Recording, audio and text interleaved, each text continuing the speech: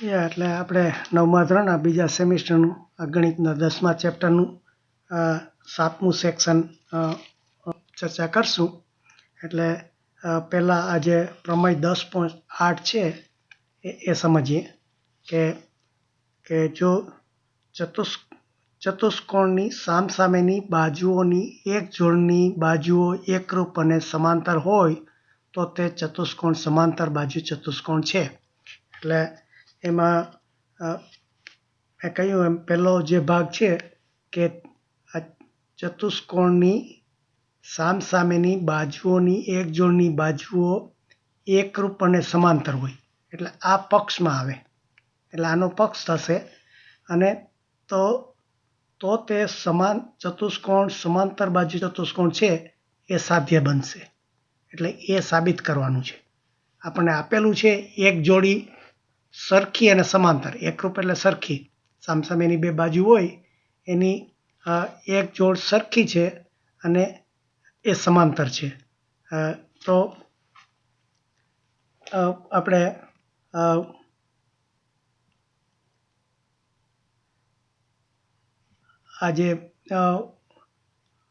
આજે પ્રમેય છે 10.8 એના આ રીતે બે ભાગ કરી અને આપણે એના ચિત્ર સાથે સમજાવવાનું. એટલે પહેલું જે હોય એને પક્ષમાં જે ચિત્ર હોય પક્ષમાં સમજવાનું અને પછી એમ કે એનો આપણે સાધ્ય સુધી પહોંચાડવાનું. એટલે જો કે આ ચતુષ્કોણ આપ્યો છે એમાં પક્ષમાં શું આપ્યું છે કે સામસામેની એક જોડ સરખી અને સમાંતર છે.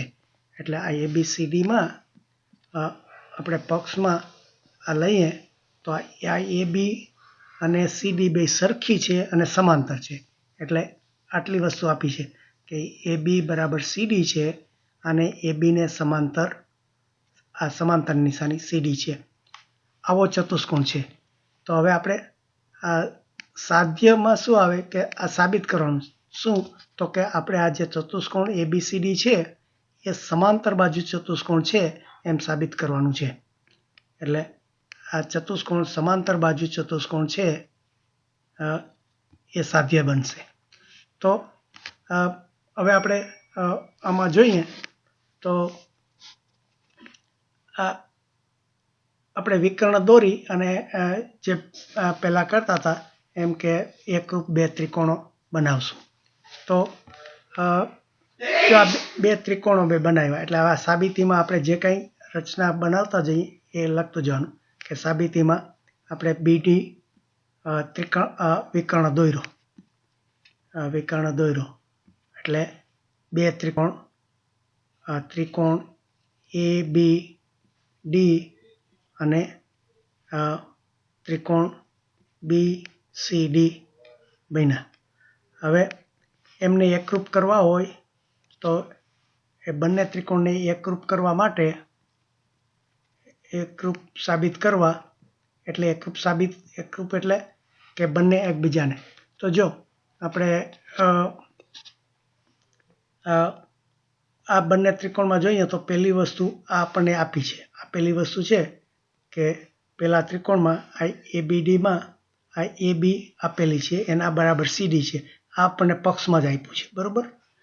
પછી એ સમાંતર છે એનો અર્થ કે એના જે યુગ્મ કોણો એ સરખા થાય. એટલે આ ખૂણાને હું નામ આપું તો આ ખૂણો 1 અને ખૂણો 2 યુગ્મ કોણ થાય. હવે આ જો AB અને CD સમાંતર હોય તો આ જે એના યુગ્મ કોણ બને એ સરખા થાય તો ખૂણો 1 બરાબર ખૂણો 2 થાય. એટલે આ રીતે મળ્યું. પછી આપણે જે આ BD બાજુ છે એ બંનેમાં આવેલી છે. જો બંને ત્રિકોણમાં સામાન્ય છે એટલે BD ત્રિકોણ આ બાજુ બંનેમાં સરખી થઈ.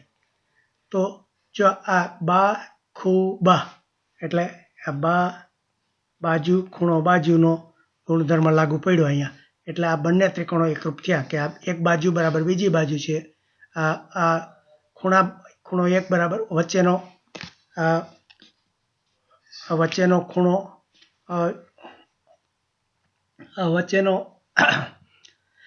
આ એક AB બાજુ એની વચ્ચેનો ખૂણો 1 અને આ બીજી બાજુ BD.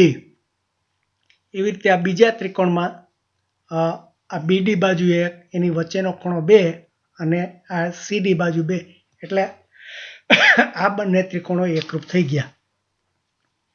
એટલે આપણે કહીએ કે આ ABD એકરૂપ BCD છે.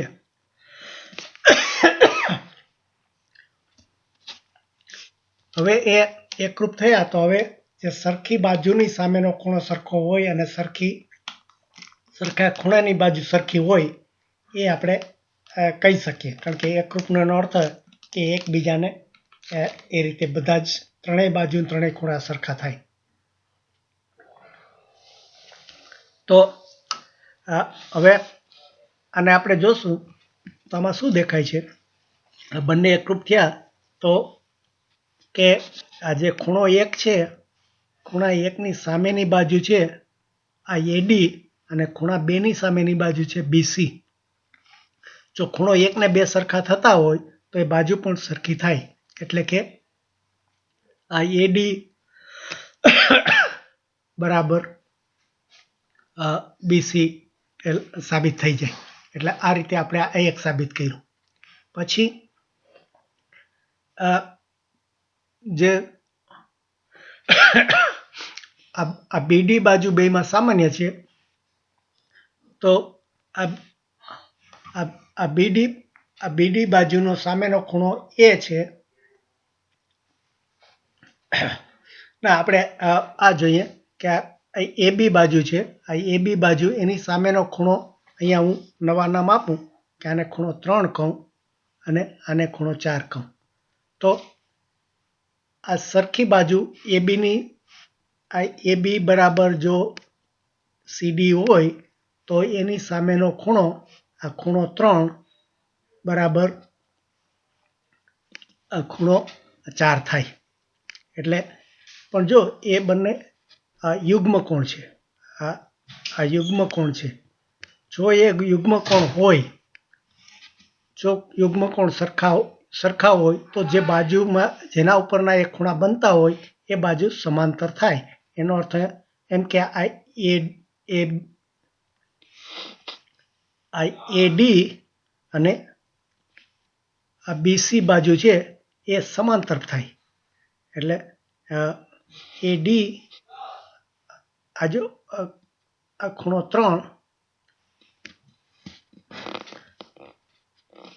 એટલે આ ખૂણો 1 અને ખૂણો 2 છે એ યુગ્મ કોણ છે. સોરી, આ ખૂણો 1 અને ખૂણો 2 યુગ્મ કોણ છે. એટલે એની સામેની બાજુ જો યુગ્મ કોણ સરખા થતા હોય તો બંને સમાંતર થાય. એટલે આપણે આ AD ને સમાંતર